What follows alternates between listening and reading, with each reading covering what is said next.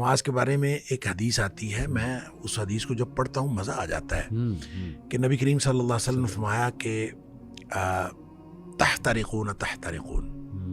تم لوگ جل رہے ہوتے ہو۔ اب دیکھیں نبی اکرم صلی اللہ علیہ وسلم کا کلام وہ ہے جن کو اللہ نے فرمایا، اللہ تعالیٰ نے نبی پاک صلی اللہ علیہ وسلم فرمایا اللہ نے مجھے اوتیت جوامع الکلم، مجھے کلام کی جامعیت عطا کی گئی، یعنی تھوڑے الفاظ سے زیادہ مفہوم نکلتا ہے۔ وہ اللہ کے نبی دہرا رہے ہیں تحترقون تحترقون، تم جل رہے ہو، تم جل رہے ہو، یہ ہے گویا گناہوں کی بھٹی میں جل رہے ہو۔ حتی اذا صلیتم الفجر، یہاں تک کہ تم فجر کی نماز پڑھ لیتے ہو، غسلتھا، وہ اس کو دھو ڈالتی ہے، ثم تحترقون تحترقون،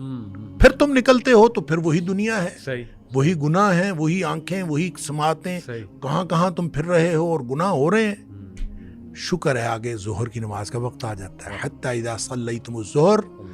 غسلتھا، تم ظہر کی نماز پڑھتے ہو اس کو دھو ڈالتی ہے۔ یہاں اسی طرح نبی پاک صلی اللہ علیہ وسلم نے پانچوں نمازوں کا ذکر کیا، ثم تحترقون تحترقون، پھر تم گناہوں کی بٹی میں جل رہے ہوتے ہو، آگے نماز آ جاتی ہے، غسلتھا، وہ اس کو دھو ڈالتی۔ لیکن جب عشاء کی نماز کی بات کی نا تو آپ نے فرمایا کہ حتی اذا صلیتم العشاء غسلتھا، وہ اس کو دھو ڈالتی ہے۔ اس کے بعد آپ نے ثم تحترقون نہیں فرمایا، آپ نے فرمایا تو ثم تنامون، پھر تم سو جاتے ہو، پھر تم سو جاتے ہو، پھر تم سو جاتے ہو۔ فرمایا پھر کچھ نہیں لکھا جاتا،